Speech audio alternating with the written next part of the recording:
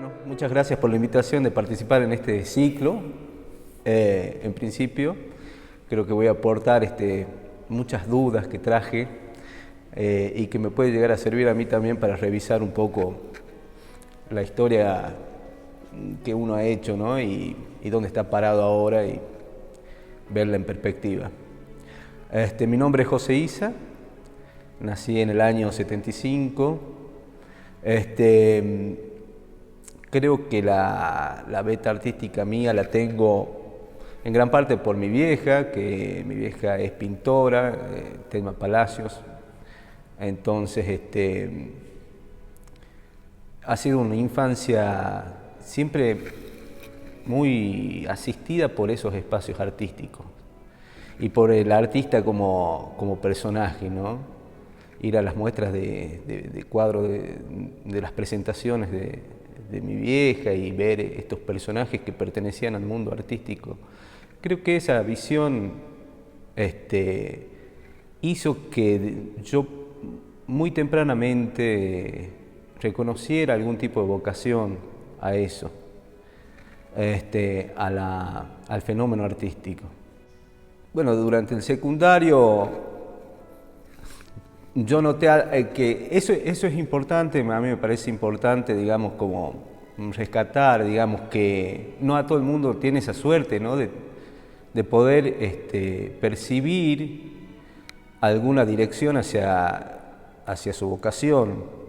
A mí me pasó que sí, y se me mezcló con un montón de cosas que a esa edad se te mezclan, ¿no? El entusiasmo y la ansiedad y las ganas de hacer, aunque sea de manera equivocada, no sabes de dónde situar toda esa energía. Bueno, yo entendí que había algo relacionado a lo audiovisual. No sé si quería hacer algo de teatro, no sé si quería hacer cine. Y con el paso del tiempo, cuando tuve que elegir ya qué hacer, en Salta todavía no habían carreras, no habían muchas posibilidades para eso, entonces me fui a Córdoba. Eso fue en el 94, me fui a estudiar la carrera de cine en la Escuela de Cine y TV de la Facultad de Humanidades de allá de Córdoba. Y con mucho entusiasmo, la verdad que fueron unos años preciosos donde todo estaba en ebullición, ¿no? Todo el aspecto creativo. Yo no me acuerdo cuál era el poeta que una vez que leí que nunca había logrado alcanzar ese grado de entusiasmo ni de producción, buena o mala, pero mucha, como en las épocas después de la adolescencia. Y yo siento algo parecido a eso. Calculo que todos tienen una historia distinta, ¿no? con su quehacer artístico, todos los artistas, ¿no? Hay gente a la que le ha sucedido al revés, que sus grandes despertares han venido después, en la madurez. Bueno, yo estoy tratando de averiguar a ver qué es, en qué momento estoy. Y bueno, una vez que yo me recibí de ahí, vi en la escuela de cine, yo fui además ayudante de alumnos en las cátedras de montaje y de guión, y lo que me dio bastante confianza también para poder definir todavía mejor esos aspectos, esas áreas del cine en lo que venía después yo por hacer. En el 98 egresé de la escuela y tenía muchas ganas de poner manos a la obra. Ya me había cautivado desde ese entonces algo que después fue como una especie de guía espiritual, artística en mi vida, que fue la relación que yo tuve con el Cuchi Leguizamón como personaje en mi vida, ¿no? Y que mantengo hasta ahora, ¿no? A pesar de que yo no he podido estar con él, es una relación, digamos, que se da mucho más en un plano espiritual. Bueno, Entonces yo volví de Córdoba, lo primero que hice fue un videoclip, me acuerdo, porque tenía muchas ganas de hacer ya un documental sobre el Cuchi. Hice un videoclip con las 5 voces, y pegado a eso, el Cuchi no había muerto todavía, yo empecé a buscar entrevistas por un montón de partes de Argentina.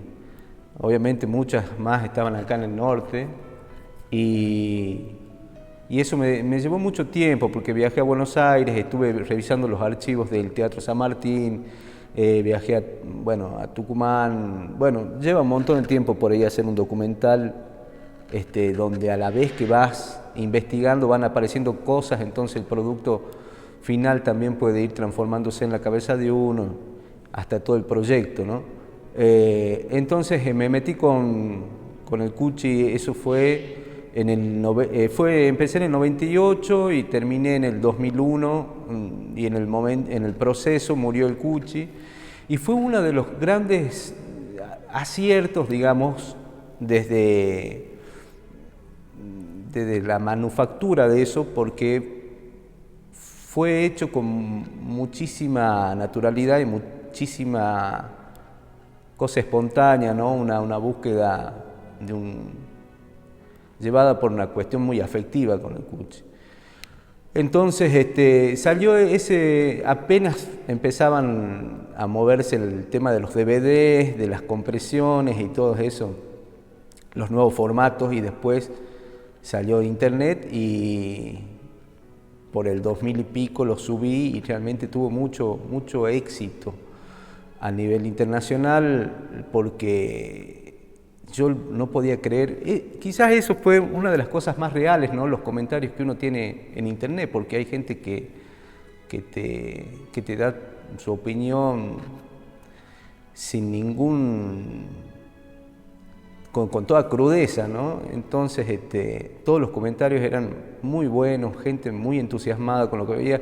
Claro que yo había agarrado un tema que ya estaba siendo muy admirado, ¿no? La figura del Cuchi. Bueno, y eso me dio a mí la pauta de que uno puede trabajar algunos formatos y algunas expresiones con relativamente poca producción, y si está bien encaminado desde el punto de vista de la sensibilidad que puede conseguir, el vuelo de eso puede ser aún muy mayor. ¿Por qué digo esto? Porque siempre estuvo, desde los últimos años de carrera hasta, bueno, incluso hasta el presente, ¿no? Hay mucha fascinación por la tecnología. Siempre hubo ahí como una cosa que hasta un momento yo sentí que podía ser algo que contaminaba, digamos, un proyecto, o incluso que podía llegar a contaminar el espíritu artístico de quien está haciendo una obra, ¿no?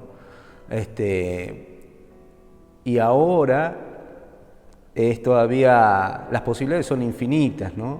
Desde lo tecnológico. Entonces ahora está bueno observar cómo el mundo de las ideas, digamos, se impone sobre el mundo de las posibilidades tecnológicas, y eso está bueno, creo yo, en alguna medida, digamos, porque la apuesta todavía vuelve atrás, digamos, ya no es el que tiene la posibilidad de hacerlo al trabajo audiovisual, sino lo que vale la idea. Bueno, seguido de eso, en el año hay un fragmento que podemos ver de lo del Cuchi.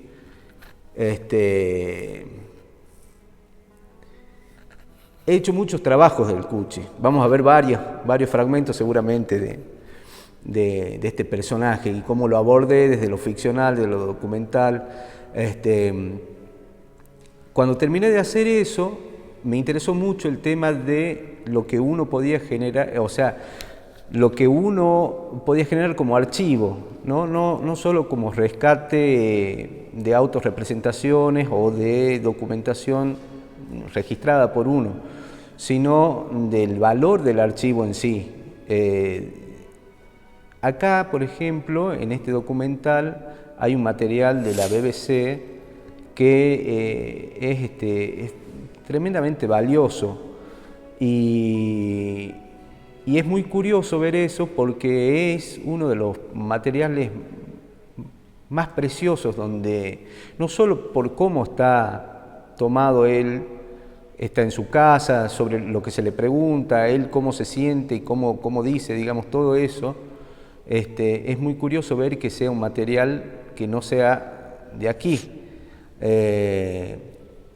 Habiéndolo tenido como vecino de esta ciudad por tanto tiempo y con la posibilidad de hacer muchísimas entrevistas en VHS, por suerte hay, pero me costó encontrar. Entonces, en base a esa experiencia mía como buscador de materiales, me propuse quizás de alguna manera hacer yo para que haya. Y logré hacer una serie de entrevistas a gente que me interesaba a mí puntualmente, qué sé yo. Muchos tenían que ver con aquella época de creatividad poética y musical de la Salta de mediados del siglo pasado. Entonces, hay de todo en ese archivo. Entre las cosas, por ejemplo, que hoy vale la pena y que creo que está bueno para las nuevas generaciones que no han podido conocer la voz ni el pensamiento de personas, por ejemplo, como Patricio Jiménez, que ya no está, a quien tuve la oportunidad de hacerle una entrevista importante, una de las mejores voces, una de las mejores segundas voces, además, del país. O, por ejemplo, al mismo Perecito o a Jacobo Regen, son personas que ya no están y que yo he tenido la oportunidad de tener unas charlas con ellos y dejar un material que hoy es valioso para Salta, creo. Con el Chivo Valladares también, el autor, bueno, los que conocen algo de folclore deben saber, el Chivo Valladares es uno de los pilares del folclore tucumano y es alguien que ha dado mucha obra y que ha hecho mucha obra con Manuel Castilla. Entonces son archivos que yo he logrado conseguir y que están en internet para el descubrimiento de las personas que no han tenido la oportunidad de estar con ellos, ni por la cuestión generacional o por lo que fuera. De ahí, bueno, entonces me dediqué a eso, tuve 2 programas en 2 canales de cable de Salta y después vino la ficción, y la ficción, yo no había vuelto a hacer ficción desde la tesis mía de la facultad, donde hicimos una cosa muy extraña, un guión muy extraño que yo había escrito, y después volvió Rolando Pardo a Salta, me contactó, nos hicimos amigos, yo creo que es quien debería estar acá más que yo, que traje un montón de desconciertos y dudas, y me propuso empezar a escribir una serie que se llamó Los Anillos de Newton, difícil, una cosa que yo no sabía si iba a poder hacer porque no había escrito tanto contenido, eran 13 capítulos de media hora, entonces había que inventar. Y fue la verdad una experiencia muy buena, muy buena. Bueno, primero que fue una locura haber ganado ese concurso en el Instituto de Cine y para hacer esa serie de 13 capítulos para la TDA, para que después salga en un canal nacional, para mí fue todo un sueño eso. Pero me acuerdo que cuando pasó el tiempo y vi El Gran Pez de Tim Burton, sentí que había algo parecido con lo que yo había vivido con eso. Esa cosa extraña de poder generar un personaje en un papel en blanco, es algo casi divino, es ponerse en el lugar de Dios, ¿no? De decir, bueno, acá de repente necesitamos que haya tal personaje que se encuentre con tal otro y se pongan en una situación así, y esta es la forma de caminar, esta es la forma de vestirse y viene de acá y tiene esta historia por detrás. Eso es mágico, es muy poderoso y es muy extraño. A mí me pasó que, como yo vivo bastante, soy un tipo muy solitario, de repente crear un personaje en mi computadora, en un cuartito, durante mucho tiempo de soledad, y que luego eso se materialice, es muy mágico. Yo me acuerdo que el día que hicimos el casting y que empezamos con un equipo muy grande, yo nunca había hecho una cosa de esa envergadura, ¿no? Con un presupuesto que en ese momento era muy importante. Entonces, en Los Anillos de Newton tuve la oportunidad de crear como loco. El Negro Pardo me dio total libertad también para eso. Y de esa situación de hacerlo yo en mi computadora por las noches en soledad, a estar en un galpón y ver que se abre la puerta y ver llegar los personajes que había pensado yo en mi cabeza, eran, claro, eran actores, o eran, incluso muchos eran no actores, eran gente de la ciudad, que querían participar, pero estar sentado y ver ahí en las pruebas de vestuario y cosas así, y decir, qué bárbaro, qué regalo esto de poder haber tenido esta experiencia de crear algo y que de pronto se materialice. Bueno, para mí fue una cosa muy alucinante eso. Y tiene esa magia de la ficción, y ahí me picó un poco el bicho de la ficción con Los Anillos de Newton. Fue una serie que fue nominada a los Martín Fierro. Yo ya había tenido la suerte de ganar el Martín Fierro anteriormente con Perecito en un programa de radio que hicimos, y ahora esta serie estaba de nuevo nominada a los Martín Fierro. La hicimos con un montón de gente que en Salta después volvimos a trabajar, y que la verdad que fue fantástico conocer. Había muchos chicos que, como yo, habían estado estudiando afuera y que habían vuelto, y yo no los conocía, bueno, y con el tiempo se fueron afianzando una cantidad de relaciones muy buenas que lograron hacer, digamos, conformar equipos nuevos para los proyectos que iban a venir después. Vino la parte documental primero a través de las entrevistas, y después empezó a florecer la parte ficcional. Lo que tiene de bueno, digamos, la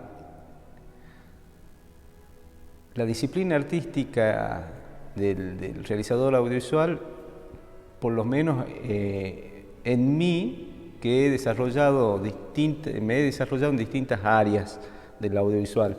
Entonces, cuando termino de escribir, probablemente viene la etapa de rodaje, y cuando termina la etapa de rodaje, que es muy cansadora también, viene la parte de la edición. Entonces son tres procesos así como muy distintos, y que va haciendo que te renueves, digamos, que las energías se vayan renovando en cada instancia.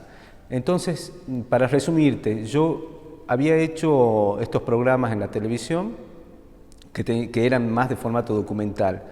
Después, con Rolando Pardo hicimos la serie esta de ficción, y de ahí empecé a ganar una serie de concursos en el Instituto de Cine, que gané un Historias Breves, que es un concurso bastante prestigioso, que está muy bueno, para un cortometraje que se llamó Ay Coca, que lo había escrito para otro concurso y que terminó ganando el Historias Breves.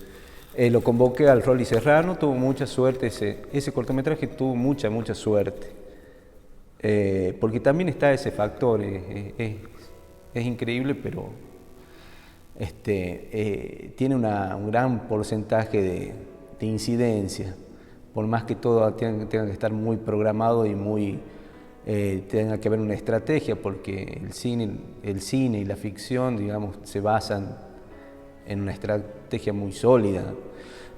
Pero bueno, siempre está ese factor, para bien o para mal, ¿no? Del azar. Yo he tenido suerte. porque era filmar en La Puna,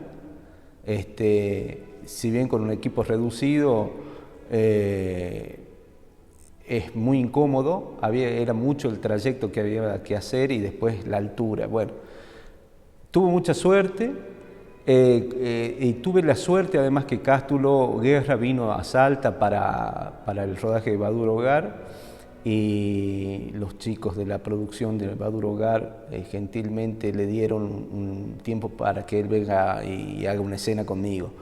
Entonces, bueno, surgió ese corto con estos dos monstruos del cine salteño.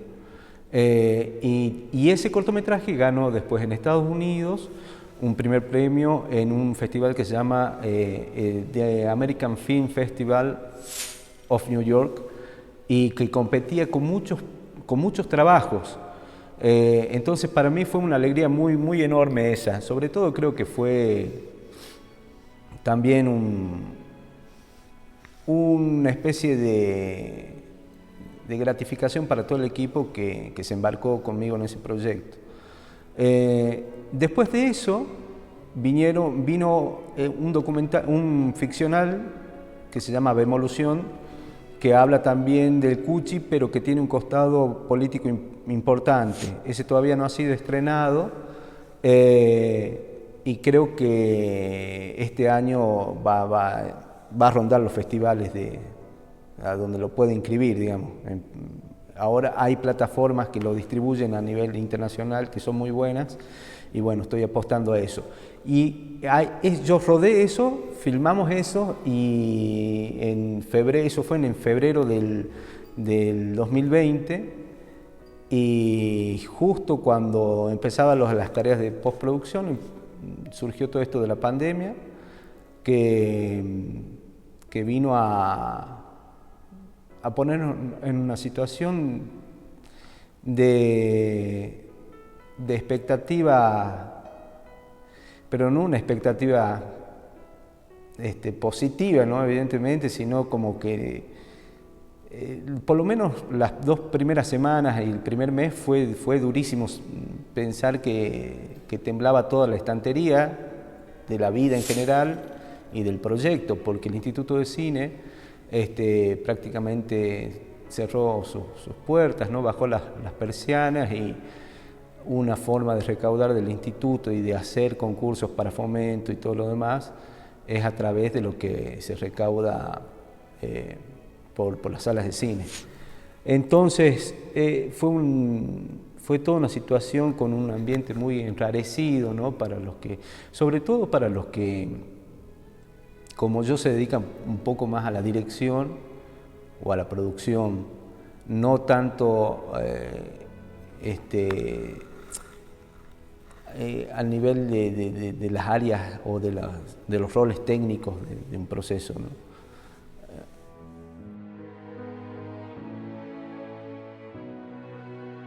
¿Qué pasó? Y pasó que, por ejemplo, todas yo no sé, yo hablo todo esto, no lo hablo con mi psicólogo, lo hablo con mis colegas, y hay muchos que todavía se han inventado. No ha sido mi caso. Yo he tenido un año bastante duro, bastante solitario, y porque nadie llama a un director para filmar. No hay esa cultura en Salta. En Salta, no, por ejemplo, no hay una cultura de hacer publicidad. Las empresas no hacen publicidad de cine con esa complejidad, ¿no? Entonces no existe esa cultura acá. Entonces no podía yo encarar por el lado de la publicidad. El instituto estuvo prácticamente cerrado, salieron 2 o 3 concursos de fomento chiquitos en los que me anoté, y después se hizo el vacío, y creo que siempre hay alguna percepción de la gente de que es el momento para el artista que trabaja escribiendo de hacer, porque te estás confinado en tu casa, tenés más tiempo que el que tenías antes para sentarte y crear proyectos. Bueno, no es tan así, digamos, no funciona así, porque está toda una cuestión anímica también, que nos ha golpeado a todos, ¿no? Sea hagas arte o no hagas arte. Entonces, toda esta pandemia vino a condicionarte de alguna manera y a ponerte en una estructura que te deja un poco inutilizado, ¿no? Inmovilizado. A mí me sucedió eso y no he podido sacar algo muy positivo de mi trabajo como guionista, supongamos. Así que por suerte tuve que hacer lo que es la postproducción del corto. Me agarré un poco de esa tabla de salvación como para mantenerme activo. Me propuse yo editarlo. Esto que te digo de Bemolución, hay imágenes ahí. Y ahora se me han acumulado proyectos que yo traía atrasados, ¿no? Cortometrajes, y hay una serie que quiero hacer, que no sé si se darán los astros para que lo haga, que tiene que ver con la pandemia y que se llama Primer Acto, que justamente viene. Primero, hay algo que yo no he entendido nunca por qué no se ha dado de manera más natural, que es el encuentro del creador audiovisual en Salta con su materia prima, que es la gente de teatro. Me parece que ahí hay un canal de comunicación que nunca se dio de manera muy fluida para hacer cosas y para aceitar la maquinaria para cuando vengan los grandes proyectos. Hacer y hacer. Yo creo que eso también es muy peligroso, que todavía está en un estado muy puro esto de la centralización de lo que se hace en Buenos Aires, y todos los mecanismos pasan por ahí de una u otra forma, a través del instituto o a través de un montón de cosas, y nosotros vamos perdiendo una gimnasia de hacer, de la frecuencia, ¿no? Decir, bueno, terminamos una cosa, empezamos otra. A nivel ficcional, cuando perdiste eso, después cuando tenés que volver a hacerlo, ya tenés todo más empastado y tenés que revisar de vuelta cómo eran los libros de eso, ¿no? De ese lenguaje, que es un lenguaje que no es sencillo de construir. Entonces, nada, lo que yo espero para lo que viene es muy difícil de aventurar algo, ¿no? Estamos todos los días leyendo a ver qué es lo que va a pasar. Aparentemente vuelven a funcionar algunas cosas, con eso vuelven a funcionar, en teoría volverían a funcionar las salas de cine, y todo tendría a reactivarse. Yo estoy viendo alternativas para lo que es, porque claro, todo esto te golpea también desde todos los costados, desde el económico también. Entonces, todo el espacio que no lo podés ganar haciendo tu producción artística, es como una mancha que te va encerrando y te va llevando a otros lugares, y cada vez más difícil conectar con eso, ¿no? Yo creo que aquí en Salta estamos perdiendo una gran oportunidad de hacer cosas a nivel audiovisual y porque hay muchísimo talento y hay mucha gente que viene trabajando, pero con mucho esfuerzo, ¿no? y con mucho riesgo económico, estaría bueno.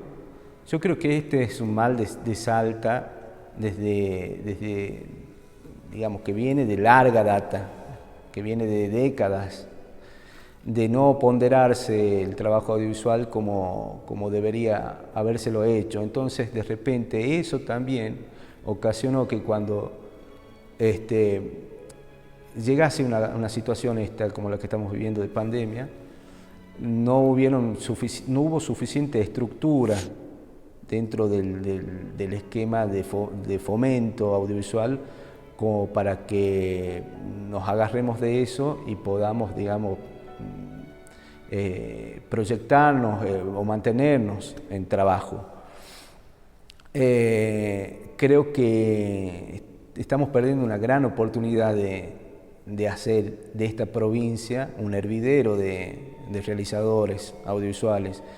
Ya está muy demostrado que hay talento en la provincia.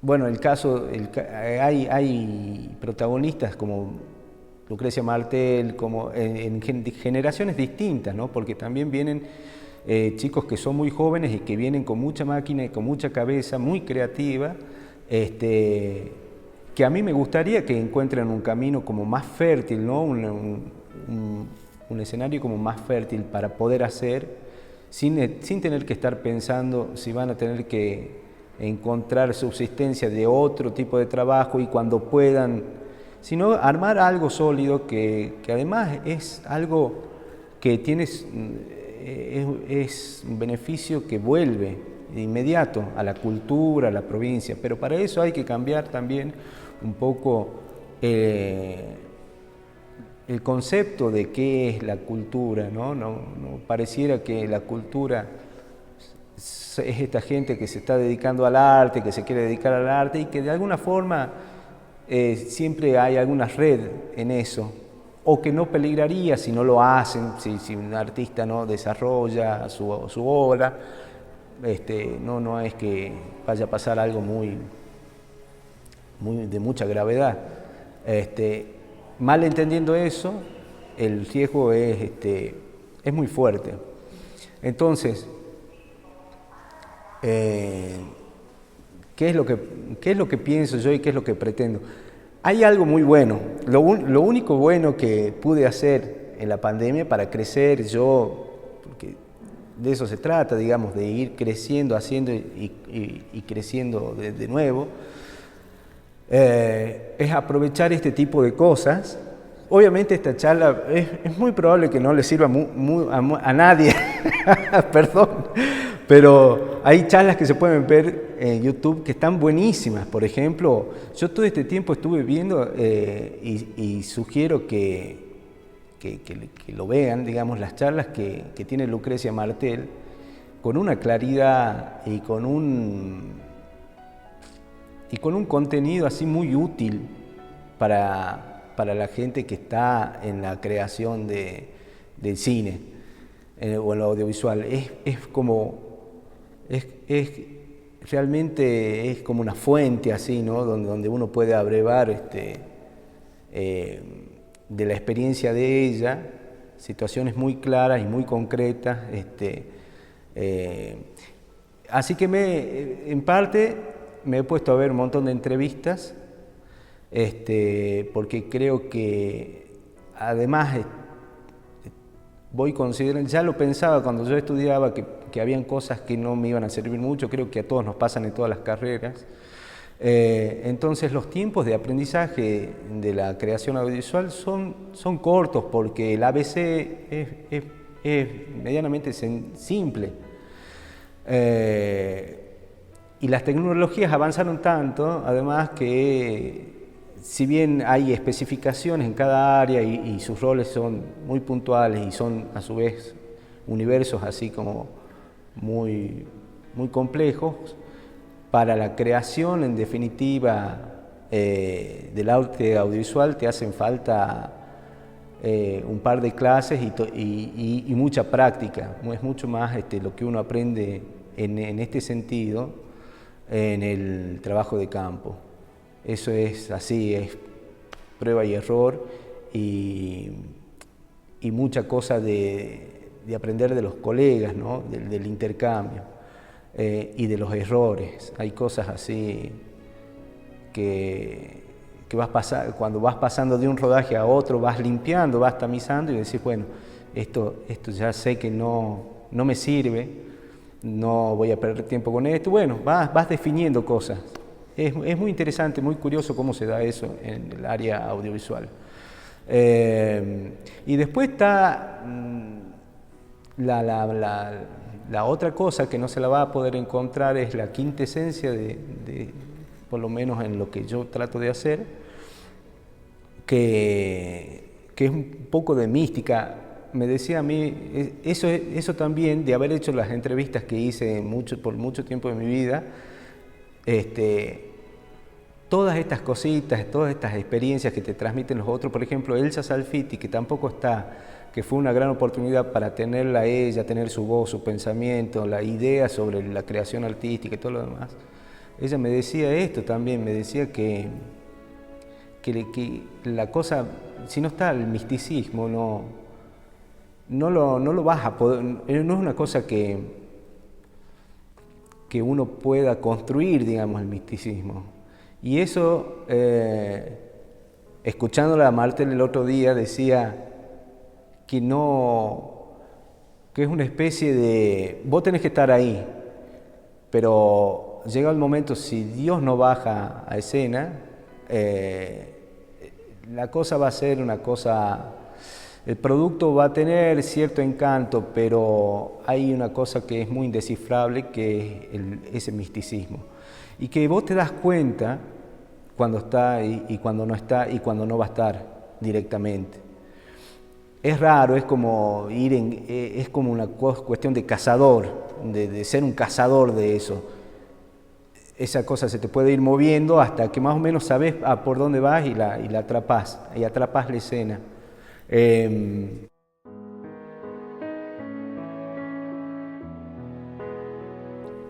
Que cómo veo lo que viene. Yo creo que después de todo este cimbronazo de algo que no esperábamos, uno sacar, digamos, alguna conclusión sobre lo que va a venir, puede llegar a equivocarse bastante. Yo no estoy muy expectante de nada. He estado conversando con colegas y más o menos están trabajando en cuestiones más o menos artísticas. Pero a nadie la ha pasado muy bien. Y para lo que viene, yo creo que si no se toman políticas serias, no tengo grandes augurios para lo que pueda suceder en esta provincia, en este país con el cine. Y no puede ser que cada vez que haya algo extraordinario, como un gran director o una gran directora de cine, sea una cuestión de suerte. O sea, tiene que haber un fomento real, una convocatoria real a la producción audiovisual. Esto no es una cuestión de funcionarios de bajo rango, son decisiones que se tienen que tomar desde el poder central político y que tienen que estar ligadas y están ligadas a repensarse eso, a reconocerlo como un beneficio para la provincia, para el sector, no solo para el sector cultural, sino para una reactivación económica importante, porque hacer cine implica un movimiento y una inyección de presupuesto que benefician a un montón de sectores que no están vinculados con el cine. Además de elevar una propuesta turística y todo lo demás.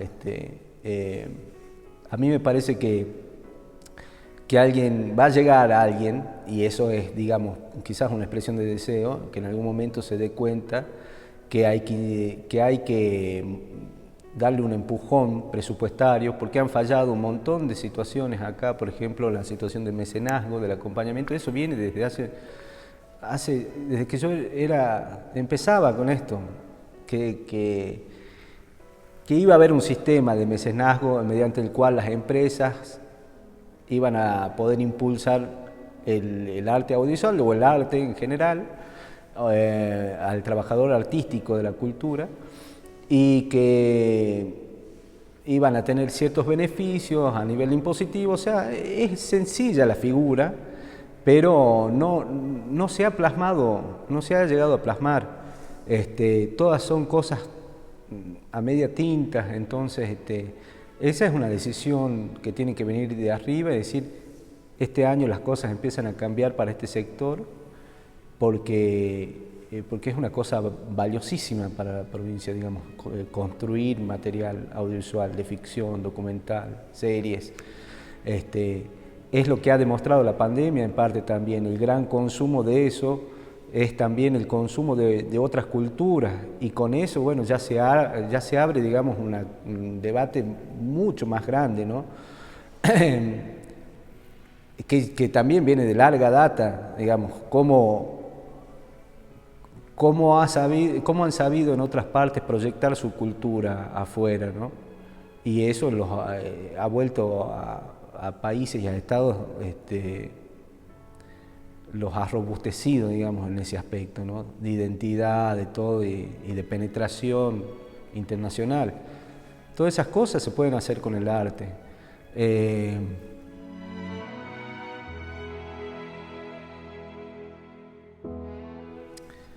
Yo, por lo pronto, estoy esperando que hayan un par de resoluciones respecto a proyectos que tengo presentados. Tengo un par de largometrajes escritos y que también espero que puedan ver en algún momento la luz. He tenido el gusto de trabajar con gente muy buena. Para este año, por ejemplo, que va a ser todo Güemes, preparémonos porque va a ser todo Güemes. Con Güemes hice bastante, yo también en un momento ya fui demasiado absorbido por el tema y sentí que si no me salía a tiempo ahí iba a quedar pegado por mucho más tiempo. Pero yo escribí una serie de Güemes que después creo que fue reescrita por Alejandro Gallo y fue dirigida por Javier Flores y Emanuel Moscoso. La producción la hizo Mariano Rosa. Son grandes amigos que hace rato que están haciendo cosas. Y también con la producción de Cristian Barroso. Bueno, hay un montón de gente que muy valiosa, que está haciendo muchas cosas. Yo he trabajado también con gente de Tucumán, muy piola y muy capacitada. Y bueno, nada, esperar poder seguir en el tema y no sucumbir. Tengo un montón de proyectos alternativas para poder hacerle frente a la crisis económica. Por suerte nada se me ha dado así que lo pueda ejecutar, porque tengo ideas muy extrañas de poner una cancha de pádel a un criadero de perros labrador, y en todas voy a fracasar. O sea que espero poder estar ligado un poco, no desligarme del mundo artístico y audiovisual, que esta pandemia y las políticas que se apliquen para esto no hagan que un desertor de mí. Y por otra parte, y con esto ya termino porque tampoco creo que he traído más dudas personales que certezas generales que pueda dar, pero sí me motiva mucho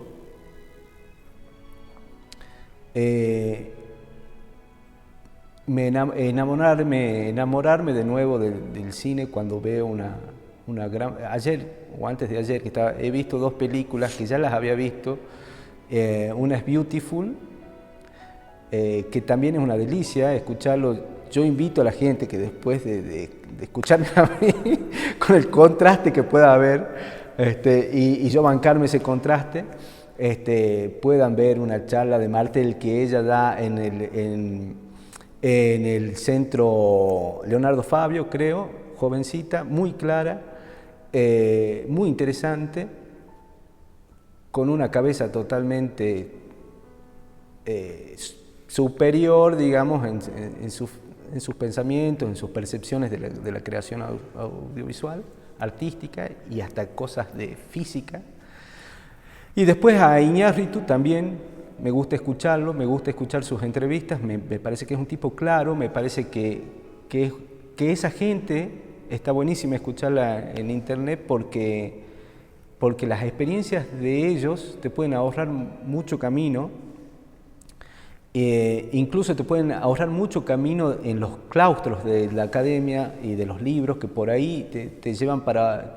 son pequeñas jaulas, porque todo eso es muy difícil de desconstruir. A mí me pasa eso, que para poder construir es muy difícil desconstruir esa matemática y esos preceptos que uno... que se solidificaron como costras adentro de uno y que a la hora de plantear la cámara están ahí, esperando que ser los primeros en ser agarrados por vos. Entonces, pero eso es falta de la gimnasia misma, ¿no? Nos falta eso, yo siento que nos falta eso, hacer más seguido, equivocarnos más seguidos y aprender más rápido.